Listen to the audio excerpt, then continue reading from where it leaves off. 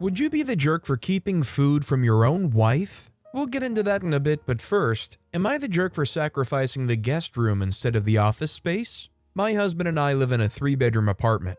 We sleep in the master bedroom, and until earlier this year, the other two were a guest room and an office space we both shared. Our first child was born in October, and we decided to turn the guest room into his nursery. We thought about sacrificing the office instead, but decided we needed it more than the guest room. I work on site, but I also do some freelancing from home, and my husband works hybrid. We don't need to do our own work from the office, but it's more comfortable and less chaotic, especially now that we have a baby. On the other hand, we rarely have guests over. If we do, the office is big enough to set a mattress on the floor. My father lives in a different country. He's traveling here for Christmas in about a week, and this will be his first time meeting my son in person. Last time he came, I was pregnant and we still had the guest room, so we stayed there during his visit. A couple weeks ago, my father called to ask whether he could stay at my apartment again this year. I said sure, but we don't have the guest room anymore, so he'd have to sleep in the office. He asked what I meant, and I told him we'd turn the guest room into the baby's nursery. He then asked why I hadn't gotten rid of the office instead. I explained me and my husband's reasoning. My father got annoyed and said, "Whatever, I'll get a hotel," before hanging up on me. The next day, my father texted me. He said it was selfish and inconsiderate of me and my husband to keep an office we don't actually need over a room to properly house potential guests. He added that he didn't raise me to be such an awful hostess, and it's insane of me to think people would be okay sleeping on a mattress on the floor. My sister is siding with my father, and I'm starting to doubt myself here. Am I the jerk? So I'd like to know if people disagree with me, but I think the father is actually crazy here. For somebody to shame you over making the decision to keep your office over a guest bedroom is crazy to me. Obviously, it's nice if you have a guest bedroom where you can accommodate extra people, but not everybody just has space for a guest bedroom. On the other hand, having an office where you set aside all of your work and your duties and whatnot,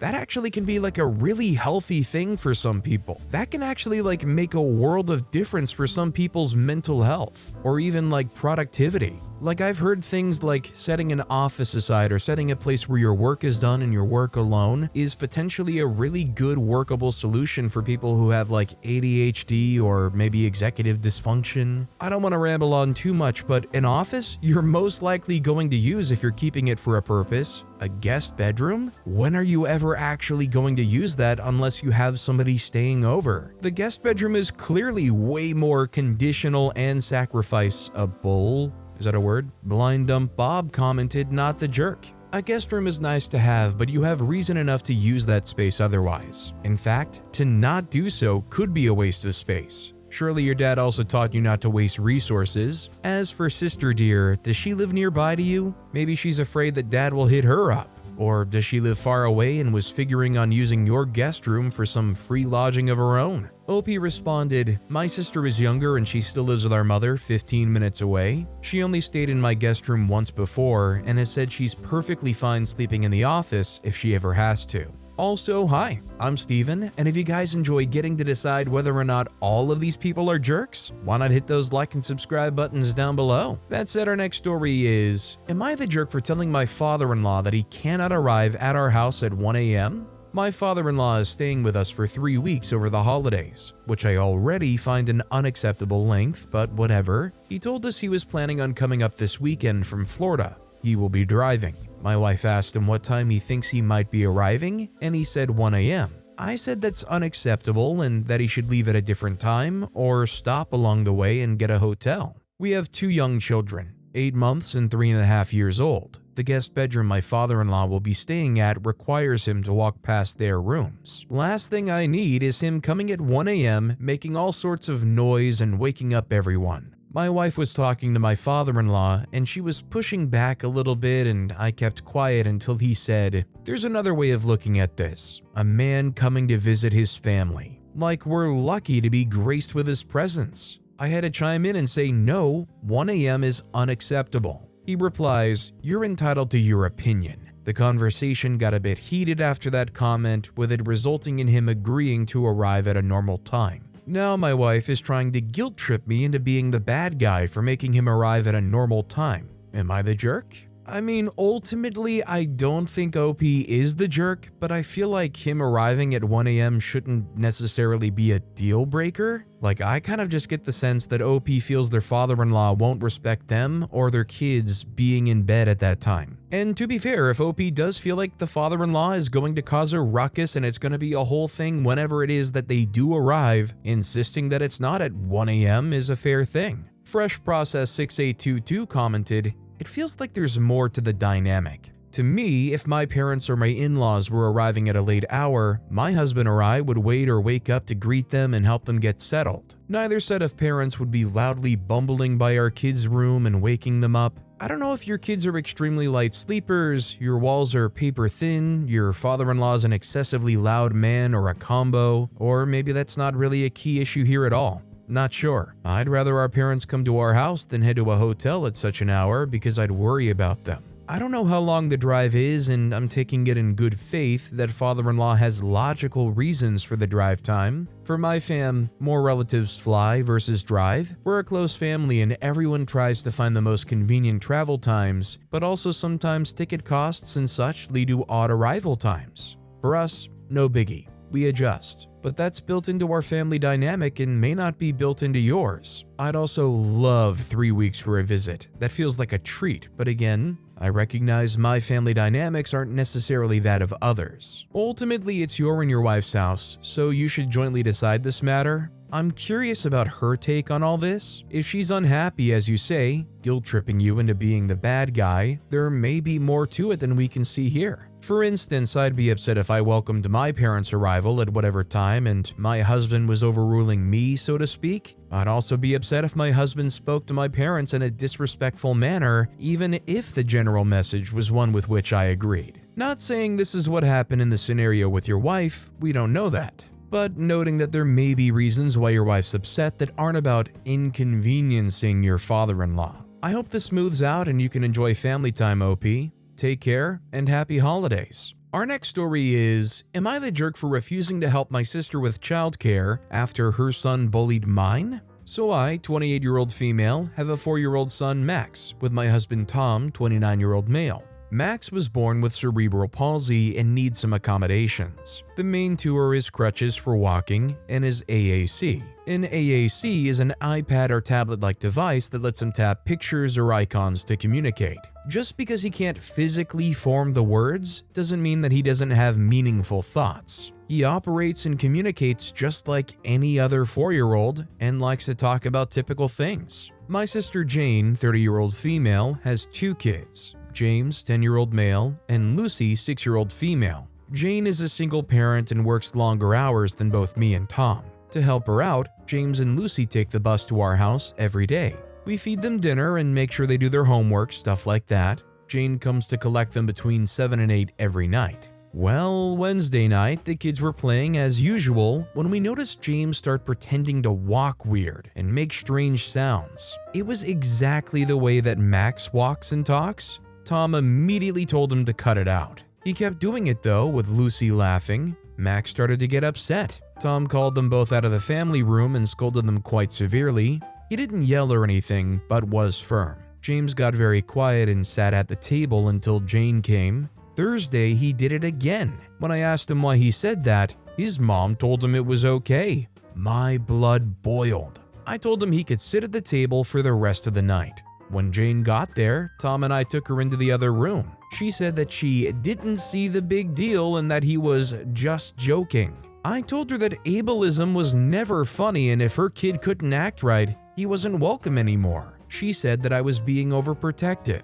and that people were bound to be mean to Max and that he should learn to deal with it early. I told her my 4-year-old should feel safe in his own house and that I wouldn't help her anymore. She said I wouldn't dare, took her kids, and left. Friday morning, I called the school and told them not to send James and Lucy on the bus to my house. They offer an after-school program that you have to pay for that goes until 7 p.m. When Jane arrived to pick them up, I told her that her kids were at the school. She flew into a panic and left to get them. This morning, I started getting texts. How dare I? What was I thinking? I reminded her that she would have to pay the bill, and her tone shifted dramatically. Suddenly, she was so sorry and that she would talk to James. I told her that the damage had been done and they were no longer welcome. She told me she couldn't afford it. I said it wasn't my problem. Now she's really upset and might have to find another job. Am I the jerk? OP's definitely not the jerk here. True colors were completely shown here, and it's really more pathetic that they put on the two-face routine so darn quickly. Like, I actually think it would have made more of a difference if it actually did take a day or two and they hit OP up and say, look, I've been thinking about it and you are right, I'm sorry, blah blah blah. Like, at least that would give some kind of optics as if, they actually thought about it. Not that angry argumentative babble turning into, well, you're gonna have to pay for that, by the way, and it immediately becoming,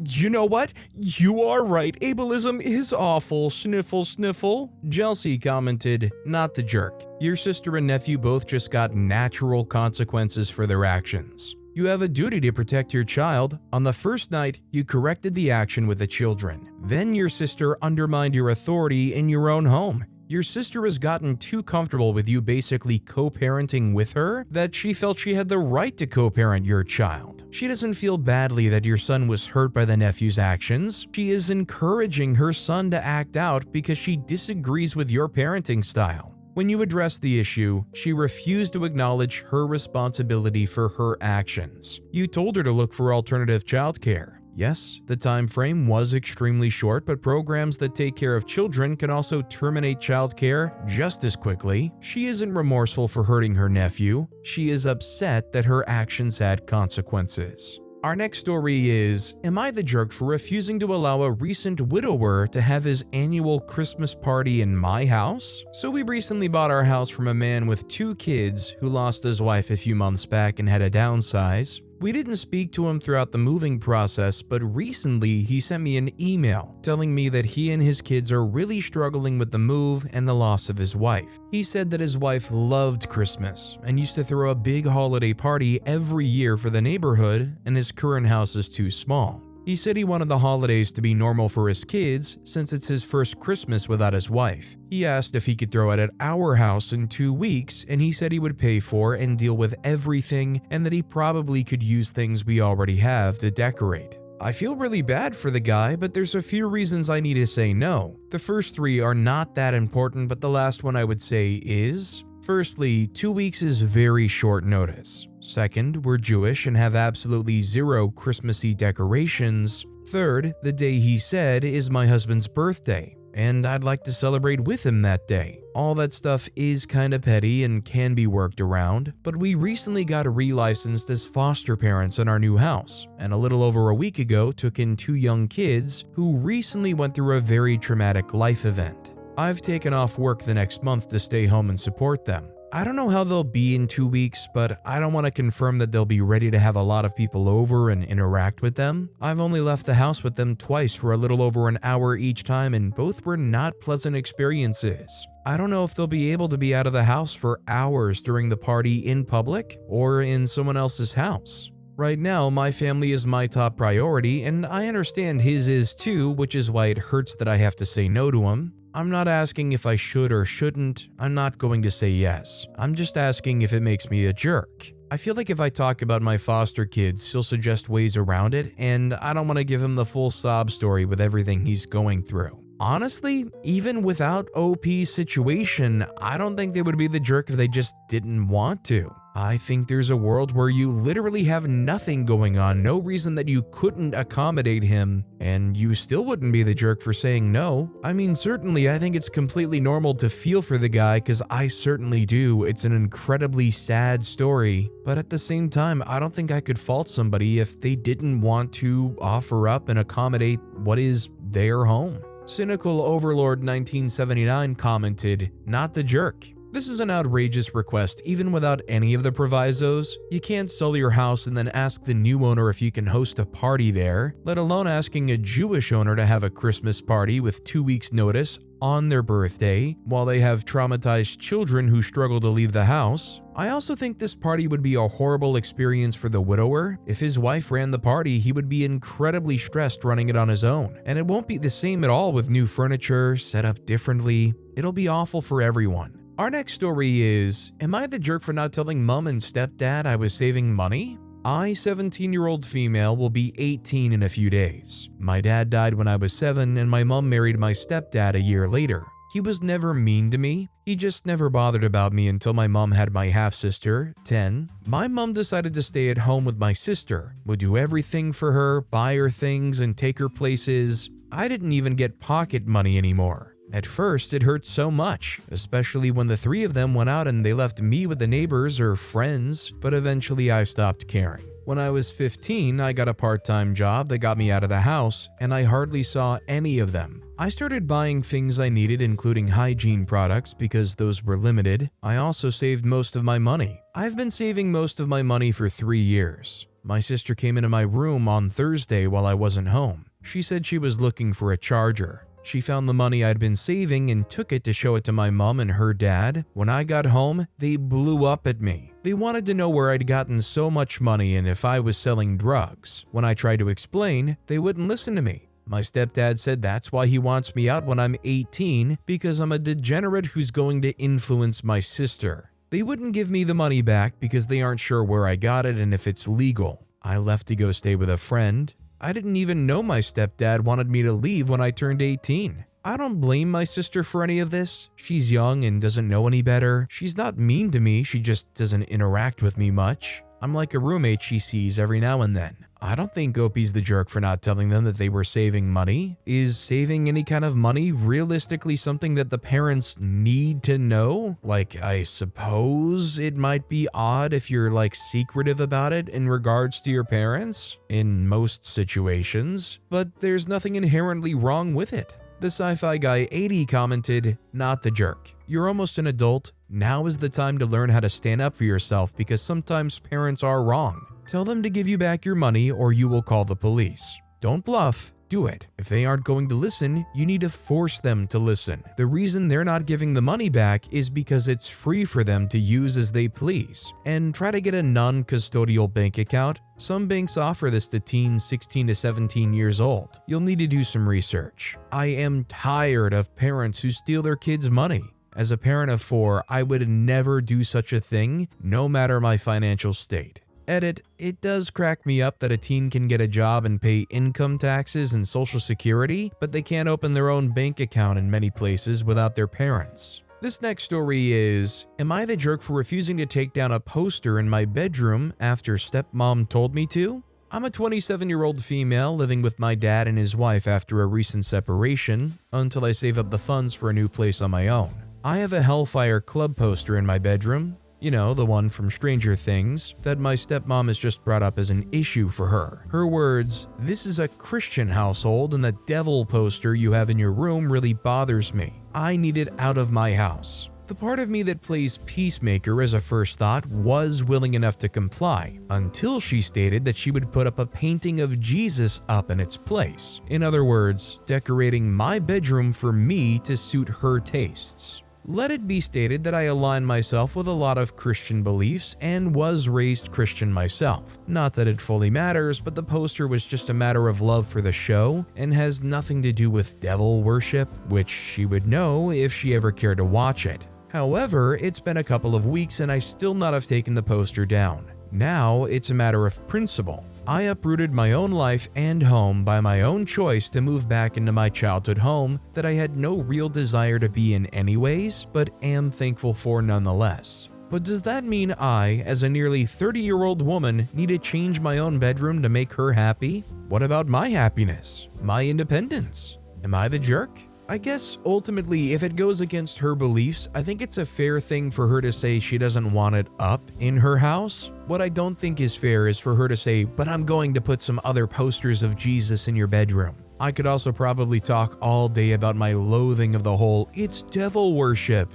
But it's more or less they just don't want anything that has any kind of homage to the devil. P42U2U commented, "Not the jerk. I just saw that you were paying rent. That is your room. You can hang up whatever you want. Can I ask what denomination you were raised? Because even though there is zero context, I'm getting a big Baptist energy from your stepmom." Our next story is, am I the jerk for refusing to take my teen driving? Simple argument between me, 56-year-old female, and my daughter, 17-year-old female. My daughter has her learner's permit. She wants me to take her to practice driving. I agreed, but I warned her very clearly up front. Be ready to walk out the door when I get home, because if I walk in the house and sit down, we are not going. Background: I'm a single working mom. I clean houses for a living. Obviously, it's physically demanding. I'm exhausted when I come home most days. Once I finally sit down at the end of the day, I do not want to get back up. She has an incredibly bad habit of being late or making me wait. She is on the spectrum. She struggles with time management. I refuse to let her use that as an excuse. I try to teach her ways to get around it, start getting ready earlier, set alarms, etc. I even help her with reminders. The one thing I will not do is enable her. She needs to learn to respect other people's time instead of saying, "Oh well, it's my ASD." Currently, I worked an especially hard day yesterday. I was still willing to take her driving when I got home. I texted her I was on my way. She asked how long. 45 minutes. I texted her when I was about 5 minutes away. Be ready. Here is where it went to heck. Apparently, she decided to get on the treadmill for 45 minutes. Lost track of time. She wanted to shower before we went. I told her no. Be ready when I get there. She got in the shower anyway. I walked in while she was still showering, which means I'd have to sit and wait while she finished showering and got dressed. I refused. Once my butt sat down, I wasn't getting back up. I was crystal clear about that. She now thinks I'm an unreasonable jerk. I'm not a complete hardbutt. I understand her challenges. If it was a one-off thing, I'd be more lenient, but this is chronic and disrespectful of others. Was I a jerk for not taking her anyway? So if everything went exactly as OP described, I see them as completely not the jerk. They explained exactly what was going to happen, and they still didn't comply around that. Like, if that is not a classic freak around and find out example. Peekaboo369 commented, "Not the jerk. You set clear boundaries and you're allowed to do so. I have ADHD and of course I have issues with different things, but that doesn't mean everyone around me just has to take the consequences. Having a diagnosis might be an explanation for certain things, meaning people shouldn't yell at you and say crap like, 'You just don't want it enough.' But it doesn't mean people can't set boundaries or make demands if they're doing something for you." OP responded saying, "Thank you, I think you hit the nail on the head. I'm not unsympathetic of her challenges, I just don't want her to grow up thinking her diagnosis gives her license to be a jerk to others. I'm perfectly willing to help her find solutions, I just won't enable her." Our next story is, am I the jerk for keeping food for my wife? My wife loves fruit. She eats a lot of it and I, as the person who buys most of the groceries, tries to keep the place constantly stocked. Apples, peaches, figs, plums, whatever is in season, it's on our counter. Right now, it's persimmon season. We both like very different types. She likes fuyu and she likes them firm. I like any kind, but mostly hachia and like them the texture of pudding. So I leave mine to ripen, which can take days to weeks sometimes. Neither of us likes the other style much. This week, we got a bunch of each at the farmer's market. I left mine to be in a basket in the corner of the kitchen. She ate all hers by midweek, and I got her more at the market and she ate those too. I just started eating mine today and offered her a bite. She said no, I'll get my own, and I said no way, those are mine. I've been saving them and you know how much effort it takes to get them the way I like it, and you don't even like them that way. She got upset at this and said this has been my thing our whole marriage. I designate food as mine.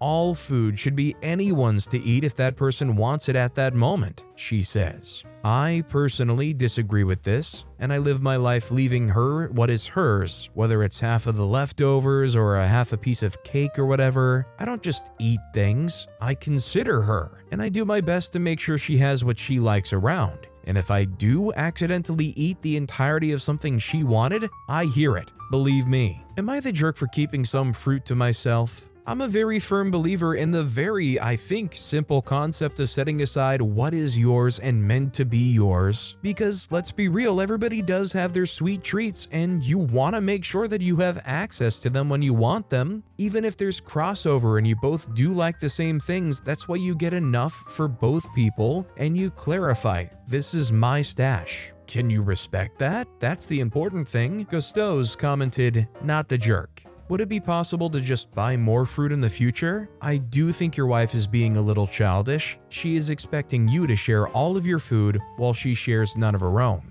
Also, why can't she just go get her own food? Surely she has money, a means of transportation, and functioning legs to walk into the grocery store and purchase all the fruit her heart desires. This next story is, am I the jerk for not telling a man that the research he was mansplaining to me was my own? I don't normally post on Reddit, so please forgive me if I do this wrong. I, 33-year-old female, work in a very small, technical, specific, male-dominated field. I won't give too much information on it, as I think you could easily find my identity if I did, but let's just say it's a subcategory of law. I graduated 9 years ago. For anyone wondering, the system in my country is different than in the US, so I only studied for 5 years, and am now a lawyer as well as a researcher. I published some work here and there, but nothing too major, and no one outside of that field knows my work. Yesterday, I went to a bar with a couple of friends who introduced me to one of their friends who works in the same field as me. I was pretty excited to meet him because it's rare to meet people who work in that field. He doesn't exactly do the same thing as I do. He's not a lawyer but a legal advisor, but we work on the same topics. So naturally, we started talking about our work. At one point, we were discussing a point on which we had different opinions. So I explained mine to him, and he replied by saying that my opinion was based on nothing, while his was based on the work of a professional. You guessed it, me. He basically started explaining my work to me, but in a completely wrong way and missed all of my points. I asked him if he was sure that that was what the author meant, and he said that he was because it was pretty simple, actually. For another good 20 minutes, he explained all of it to me in details, like I was a first-year law student. I didn't say anything because it was pretty funny to watch him say things that were completely wrong with so much confidence. After that, the topic changed and the night went on, but at the end of the night, right before leaving, I decided to tell him that I was actually the person that wrote the work he had quoted, and that he hadn't really understood it. He reacted very badly and got angry, and he told me that I'd manipulated him to humiliate him. He yelled at me for not saying it was my work at the beginning. I simply replied that he had embarrassed himself and left. I woke up this morning to texts from my friends saying I was wrong for causing drama and tension and that I could have been nicer to their friend. I'm not sure if I'm in the wrong there. I mean, yes, I could have told him right away, but is it that big of a deal that I didn't? I'm not exactly sure. Am I the jerk? Hope he's not the jerk here. Through and through, this guy embarrassed himself from the get-go, and I'm kind of getting Dunning-Kruger vibes here where somebody learns a little bit or they get like the gist of something, and all of a sudden they start talking about it like they're the expert of a topic. Oh, no, you're wrong. I've read something. I'm sure it's X and Y, actually. Loria commented, "Not the jerk and kudos to you for being so calm when he mansplained your own research." Question, did your friends also reprimand their friend for screaming at you? I mean, that wasn't exactly friendly either. Our next story is, am I the jerk for telling my sister if her boyfriend doesn't start contributing, he has to go? My sister and I have our own house together, and she recently became pregnant. Her boyfriend had nowhere to go and was going to have to move to a very far town, which would cause conflict for her because she wouldn't have help with the baby, a ride to work, or a ride to her appointments. When we discussed it, I told him as long as he helps split the rent between us, helps keep the house clean, and helps us pay the bills, which is only water, gas, and Wi-Fi, that he could stay. The whole time he's been here, he's looked for a job, but he can't find anything, so we've been paying the rent and bills without him contributing. I bought $800 worth of food and it's almost gone. I work 16-hour shifts and I'm barely home, so I know it's him that constantly is in the kitchen. Our water bill is $600 because he takes 30-minute showers and has a whole routine he has to follow. He doesn't help clean unless we ask him, and even then, my sister does everything for him because he doesn't know how. I often clean by myself because they both don't help clean like they should, but mainly him. I told her countless times to talk to him about helping with bills and cleaning, but not much has changed. I don't even think she's making it seem like it's urgent. I was being understanding and sympathetic at first, but now I'm becoming annoyed and regretful. She's going on maternity leave in March, so I know if he doesn't get a job by then, I'll be stuck paying everything by myself until her disability kicks in, and I'll be stuck cleaning everything because she'll be recovering from childbirth and won't be able to help. So, am I the jerk? He's doing nothing, contributing nothing, and zapping all of the resources and time and energy out of that place. I failed to see a way in which OP could possibly be the jerk. Potter Squash commented, "Not the jerk, make moves. If you think you're being selfish or unsupportive, good, you probably are on the right track. Do not let these two adults bring in a baby thinking they can just raft about. They got 3 months to learn to be adults, let alone parents. Baby can go without a parent for a little bit. Baby has to have adults though. Do not become that adult without a fight." One of my best friends raised her niece, and while it's all love, the one sore spot she has is how her sister stuck that on her. But with that being said, that's all the time we have for today. Now, if you want to hear another absolutely crazy Am I the Jerk Here story, check out that video on the left. Or if you missed my latest video, check out that video on the right. That said, I'll see you all next time with some more stories.